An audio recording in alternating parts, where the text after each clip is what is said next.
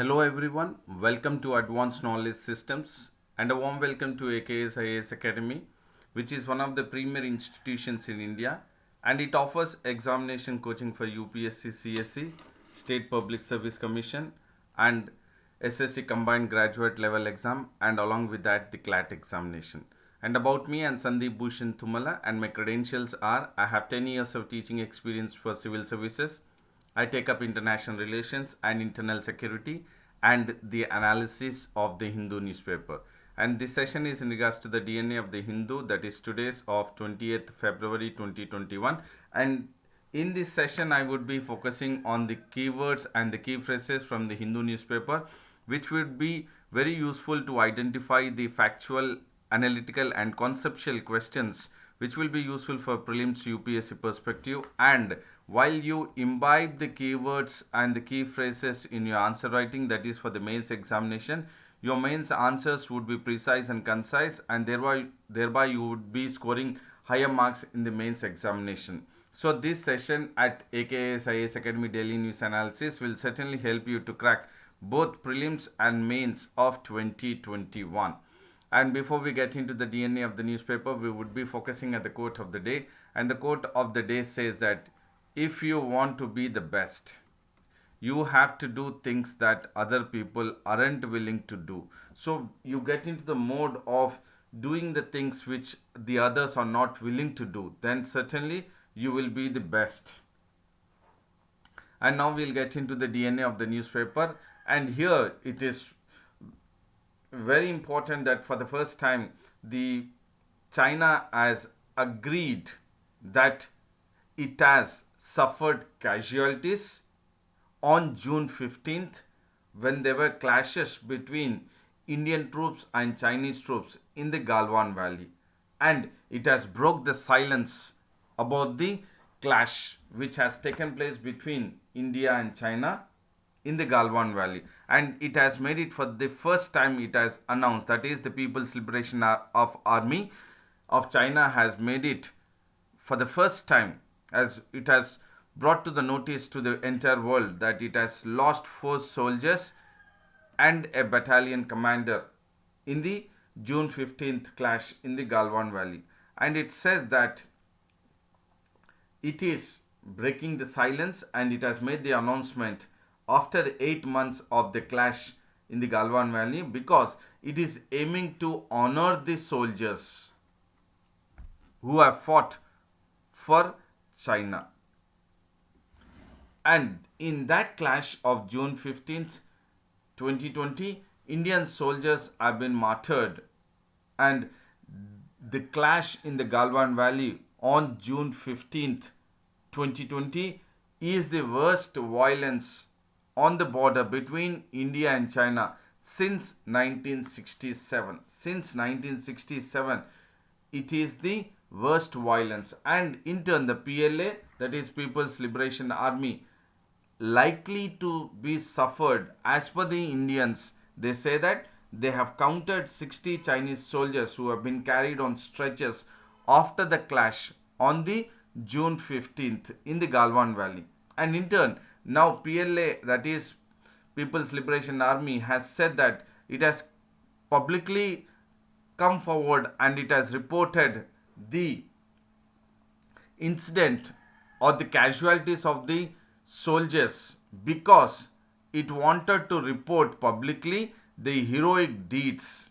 And it says that it was conducive to clarify the truth of the one who have been injured, that is the Chinese troops, because it wanted to clarify the truth and it wants to set the record straight to the world, that the world can see clearly what is right and what is wrong. So after 8 months, the PLA, People's Liberation Army of China, has come forward and it has broke the silence and announced that 4 soldiers and a battalion commander has lost life on June 15th clash in the Galwan Valley. And if you look at this, is the place along the LAC. This is the Galwan Valley, and you have the Depsang Plains here, and the Karakoram Pass, and you have the Pangong So Lake here.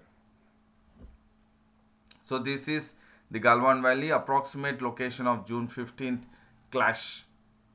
And you can also see the Siachen Glacier, which is the highest battlefield in the world.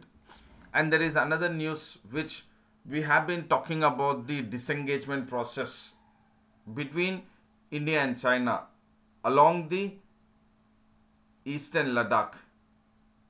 And we have seen that India and China have completed the disengagement on the Pangong So Lake, especially in the north and south bank of the Pangong So Lake, which is in the eastern Ladakh. And now, as the disengagement process has almost, or it has completed in the Pangong So Lake, now the 10th round of Corps Commander level talks would be held in Moldo, which is on the Chinese side, and it will be held on February 20, 2021, so that it will discuss about the other friction areas, and then they would also look into the coordinated disengagement process which will be taken up in other friction areas.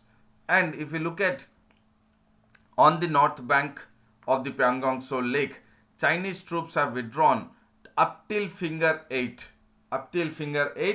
and now in turn, as per the agreement of the disengagement, Indian troops have moved back to the finger 3, that is at a post called as Dhansing Thapa post. So it is a coordinated mutual disengagement process which has taken up as per the 9th round Corps Commander level talks on the north and south bank of Pangong So Lake, wherein Chinese troops have withdrawn to the east of finger 8 and Indian troops have moved back to the finger 3, that is at a post called as Dhansing Thapa post. And in line with the agreement, all the landforms which have been constructed by China have been restored back to the position that is as per the April 2020. Here now it is very clear that the agreement takes into account that not only the Chinese troops moving out or Indian troops moving back to its position, but even if there are and any such kind of landforms which have been brought in for the troops to be installed there have been restored, and this is as per the agreement, that is the disengagement process which has been taken into consideration as per the 9th round of Corps Commander level talks. And now on February 20, 2021, the 10th round of Corps Commander level talks would be taken up to discuss to pull back the troops from the other friction areas. So we will look at which are the other friction areas. So definitely the other friction areas which the two countries would be discussing on the 10th round of Corps Commander level talks are at the friction points in the Gogra, Hot Springs and the Depsang Plains. And definitely if you look at disengagement process in the PP14, that is patrolling point 14 and patrolling point 15 and 17A have begun in June 2020 itself, and it has continued in July even after the clash which has taken place at Galwan Valley on June 15. The main reason, if you look at the clash between Indian and Chinese troops in the Galwan Valley, was during or midst of the disengagement process, or the troops moving away into their own territory, the clash has taken place. That means the disengagement process at the PP14 in the Galwan Valley and the disengagement partially at the PP15 and 17A began in the month of June and also continued in the month of July. And now as per the 10th Corps Commander level talks, the troops will be, or the disengagement process will be taken into consideration along with the PP15, 17, 14 and also in the Gogra, Hot Springs and Depsang Plains. And to ensure that there is no violation of the agreement, that is a disengagement agreement by China, they would be monitoring. That means the area would be monitoring by the UAE, that is manned aerial vehicles and cameras which have been installed at several locations. And with the disengagement process which have been completed in the Pangong Tso Lake, that is north and south bank of Pangong Tso Lake, a moratorium, that is a suspension of patrolling by both the sides, that is India and Chinese troops along the Pangong Tso Lake, has come into effect. So here a moratorium on patrolling is a keyword that has come into effect once the disengagement process between India and Chinese troops along the north and south bank of Pangong Tso Lake has completed.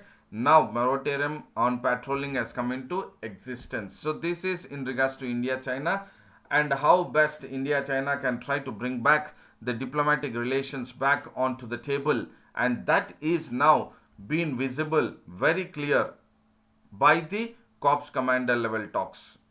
And if you look at this satellite image which has been provided by Maxar Technologies in the Pangong Tso Lake area, that is the troops deployment. This is before January 30, and this is the image on February 17 when there was withdrawal of the troops as per the disengagement process along the north and south bank of Pangong Tso Lake. So if you can see it very clear, there are landforms which have been, or the construction by the troops, that is a PLA, which was prior to January 30, but now if you look at, all those have been dismantled and the withdrawal of the troops has taken place. So this is a very good news between India and China diplomatically moving forward to make sure that there is kind of peace restored between India and China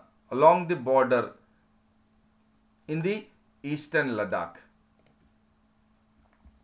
And there is another news in regards to the infrastructure projects which have been inaugurated by our Prime Minister Narendra Modi in Kerala, and he has inaugurated infrastructure projects such as Pugalur Thrissur high voltage direct current HVDC power transmission corridor has been inaugurated, which is of capacity of 2000 megawatt. Pugalur and Thrissur high voltage direct current power transmission corridor has been inaugurated. Along with that, a solar park has been inaugurated in Kasargot, which will be of a capacity of 50 megawatt, and along with that a water treatment plant has been also inaugurated in Thiruvananthapuram, which will be having of 75 million liters of day water treatment plant.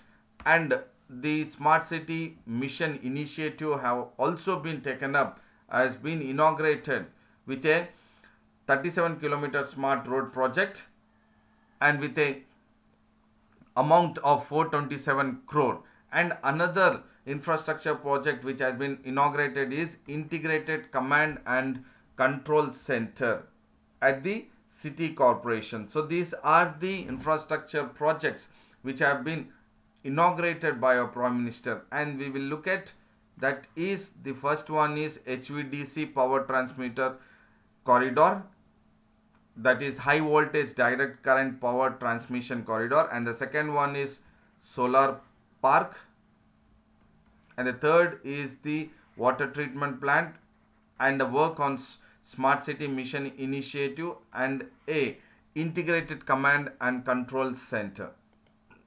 And these are the projects which will certainly create a kind of infrastructure development and job creation. And the Pugalur Thrissur line in Kerala, it's a first HVDC interconnection, and it is connected with the national grid, and it is the country's first system to use the voltage source converter technology. So this is a keyword which will be useful for prelims perspective, that which among the following is the first to use, or the state which among the following states of the country is the first to use the voltage source converter technology. It is Kerala, that is in the Pugalur Thrissur line, and it is the high voltage direct current, and this will be the national grid, that is the Kerala will be connected to the national grid. And Prime Minister Narendra Modi has spoken about the power transmission corridor, that it would ensure the transfer of large quantum of power from the national grid to the state, and thereby the power transmission corridor will guarantee a reliable access to the state, or reliable access of electricity to the state. So this is the important milestone in regards to the usage of voltage source converter technology in the high voltage interconnection national grid. And this is for the first time it is been using the voltage source converter technology. And in the midst of this, the Prime Minister of India has also spoken about, or he has highlighted about the Malayalam poet, that is Kumarana's son. And he has said that, or he has referred to what the Malayalam poet has spoken, or he has said, and that what the poet has said is, I am not asking your caste, sister, I ask for water, I am thirsty. So this is a statement made by Malayalam poet. And here Prime Minister Narendra Modi has emphasized on the saying or the words statement by Malayalam poet, and in turn now he has linked it to the infrastructure development and the good governance. And he says that the development and the good governance do not know caste, creed, race, gender, religion or language, but the development is for everyone.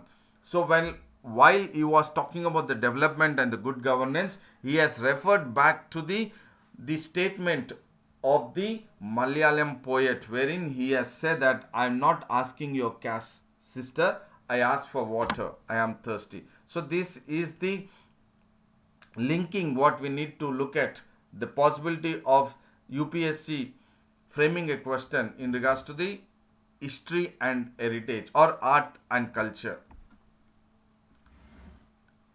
And sun shines at night in a Nagaland village. And how does the sun shines in the night? So definitely it is because of the solar power bulbs which have been lit up in the village, which has 60 families, and the 60 families in the village of Nagaland are from a community called as Konyak Naga community. And this entire village of 60 families wherein Konyak Naga community are residing, or it has been lit up by the solar powered bulbs on February 16, 2020. And earlier to that, the entire village, there was only a bamboo torch, and this was the source of light after the dusk, that is in the night. And this, the village which wherein the solar power bulbs have been lit up, is Shinyu. And this, the Shinyu village in Nagaland, has been sun shining at night after 44 years. And this Shinyu village is very close to the border with Myanmar. And this is again part of the geography which you can focus, that if there is any possibility that there is a question which is asked from geography map based about the Shinyu village in Nagaland which borders Myanmar, because it has been lit up by solar power bulbs after 44 years. And this Shinyu village would have been in darkness for some more years if an headmaster called as John Kangu has spoken about, or he has lamented the lack of electricity and connectivity in the village on social media. And he is the headmaster of the government run village school, and once he has spoken about the lack of electricity and connectivity on social media, and in turn the global Himalaya expedition, which is a social impact initiative, once it has gone ahead with looking at the lack of electricity and connectivity which has been lamented by the headmaster, the Global Himalayan Expedition has taken up the work of sustainable development for remote communities, and this has been doing the work, that is the Global Himalayan Expedition has been doing the sustainable development work for the remote communities since 2013, and this was part of the solar powered bulbs which have been lit up in Shinyo village. And Shinyo was set up in the year 1977 and it was recognized by the state government in 2002. But still, since 2002, even though it was recognized by the state government of Nagaland, it was virtually been cut off in the absence of proper road infrastructure. But the initiative or the social impact initiative by the Global Himalayan Expedition has made sure that the sun shines at night in Shinyo village, and this was after 44 years. And the Global Himalayan Expedition has partnered with the local administration to set up the solar energy projects in Shinyo village and also in various others 100 remote villages in Ladakh and also in the 12 villages in the Garo hills of Meghalaya. So this is also a keyword, that is the social impact initiative taken by the Global Himalayan Expedition is also very crucial for prelims perspective, which is working for the sustainable development and it is for the social energy project. So here the point what you need to focus is social or solar revolution. When we are talking about solar energy projects, here the question for prelims perspective could be based on the solar revolution. Based on the solar revolution taken up by the Global Himalayan Expedition on sustainable development to set up solar energy projects, partnering with the local administration, and this has been brought to the notice by the headmaster through the social media. And there is another news which talks about the Iran deal, and yes, now US is ready for talks on the Iran deal, or US or the Joe Biden administration is now ready to participate with the talks with Iran so that the talks can reinstate the Iran nuclear deal or joint comprehensive plan of action. So this joint comprehensive plan of action has been taken up by P5+1 countries so that Iran would come up under the ambit of the nuclear deal or disarmament in the year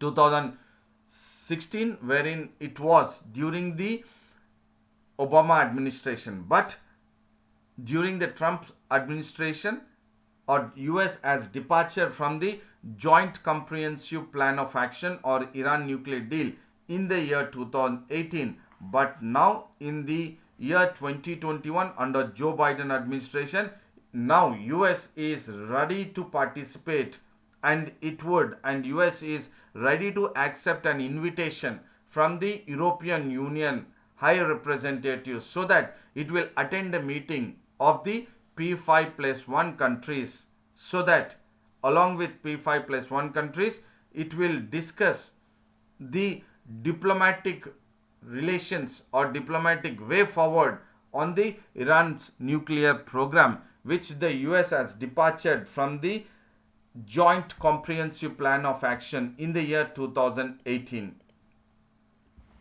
And if you look at the UK, France and Germany, which is called as E3, has now gone ahead with taking an initiative of considering the US invitation or ready for talks, so that US is ready for talks to Iran and it is also preparing to re-enter the joint comprehensive plan of action, and US is ready for talks and is ready to accept the invitation only if Iran returned back to the compliance, which as per the joint comprehensive plan of action on Iran nuclear deal would be. And here the keyword is E3 is now doing a great work so that US and Iran would come together and there would be a diplomatic way forward for reinstating or coming out with the Iran nuclear deal, wherein again Iran will go ahead with the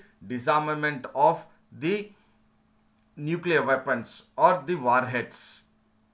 And E3 are UK, France and Germany. And in turn now E3 plus United States are united together and they are highlighting or underscoring or underlining the dangerous nature of the decision taken up by Iran, that it will not allow the International Atomic Energy Agency to have access to the nuclear sites in Iran.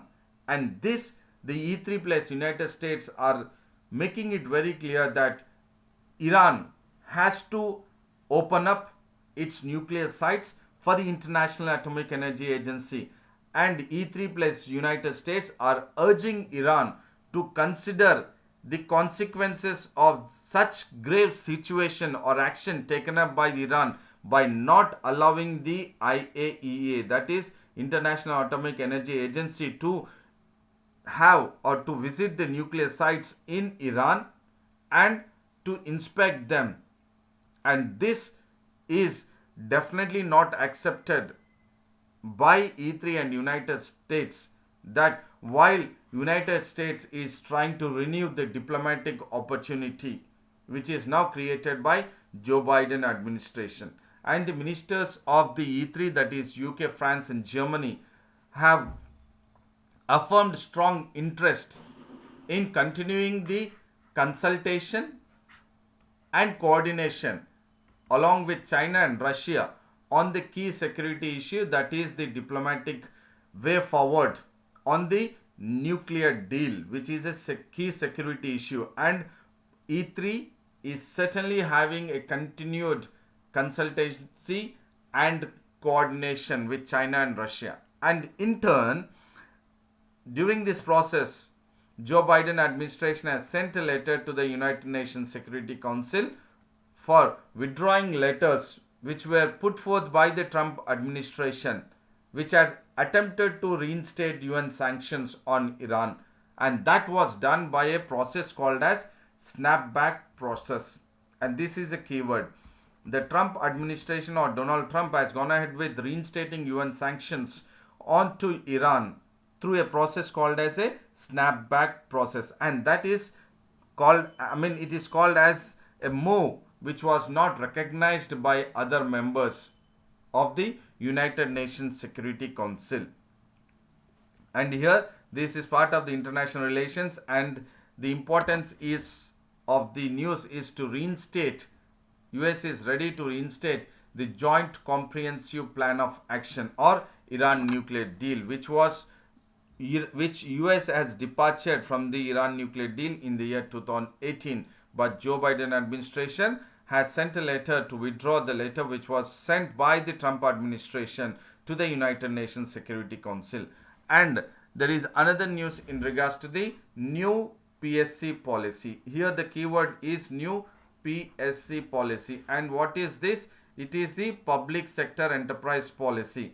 And as per the new Public Sector Enterprise Policy, and as part of the Atmanirbhar Bharat Abhiyan, Finance Minister Nirmala Sitharaman has announced that there would be a maximum of 4 public sector companies in the strategic sectors, and it would be limiting only to 4 public sector enterprises. And in turn, in the future, a state-owned firms in other segments would be eventually privatized. But as of now, as part of the new Public Sector Enterprise Policy, as part of the new Public Sector Enterprise Policy and as part of the Atmanirbhar Bharat Abhiyan, the maximum of 4 public sector enterprises would be accommodated in the strategic sectors, and anything further would be taken up only through a process called as a privatization. And the Department of Public Enterprises Secretary, DPE, again here keyword is Department of Public Enterprises, has said that the remaining enterprises, that is apart from 4 public sector companies, which would be only part of the strategic sectors, and the remaining would be rationalized in terms of mergers, amalgamation, and privatization if feasible. That is, the state owned firms would be in the other segments only through a process of privatization. And I hope this session was very informative, knowledgeable, and we have analyzed from UPSC mains and prelims perspective. And I would say a very big thank you to all and a good luck to you. And then do maintain consistency, stick to your schedule, take care of your physical health and mental health, and do not forget to like the video, share the video, and subscribe the AKS IAS Academy English Medium YouTube channel, and also have access to the website and to the Telegram link of AKS IAS Academy. And then see you again tomorrow with the daily news analysis at AKS IAS Academy. Until then, thank you, goodbye, take care.